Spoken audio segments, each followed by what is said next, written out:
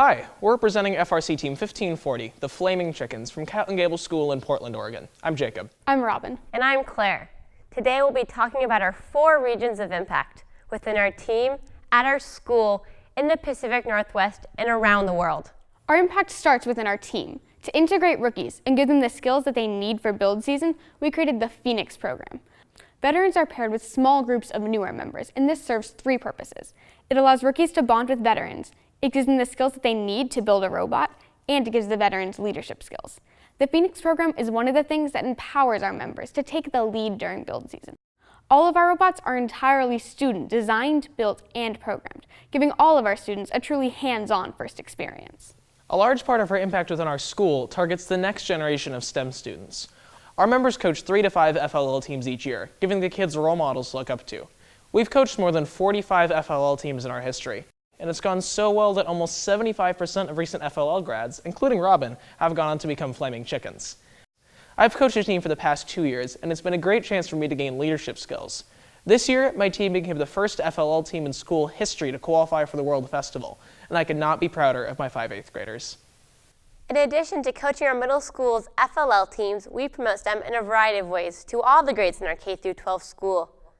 We realized that engineering wasn't taught in our middle school, so in our rookie year, we created a LEGO Robotics unit for our school's 7th grade science class, which we still teach today. We get young students at our school excited about STEM by showing our robot at various school events, and we make it loud to our peers by running a high school assembly each May, showcasing our achievements from the past year. Our impact goes beyond our school to the entire Pacific Northwest. We run 3 innovative off-season competitions, the most of any team worldwide.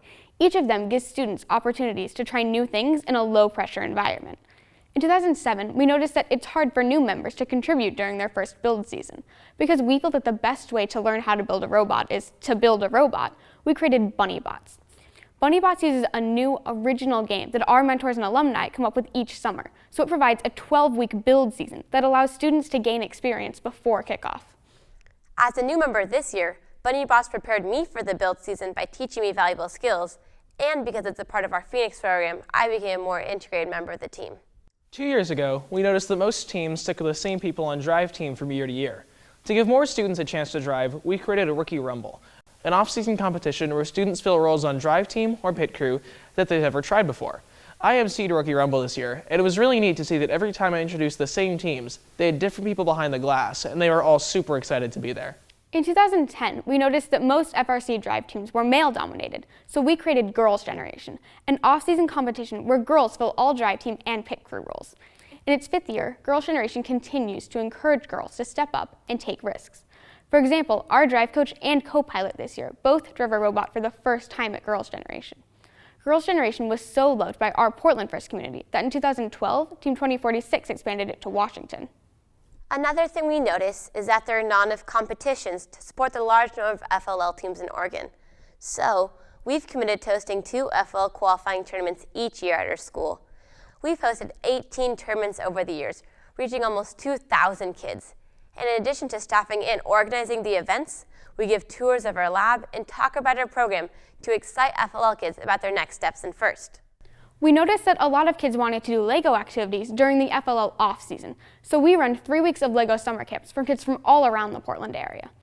Additionally, we run a pre-FLL program in the spring for all 5th through 8th graders at our school, regardless of previous experience, exposing them to engineering in a low-pressure environment. We also give back to the global LEGO community.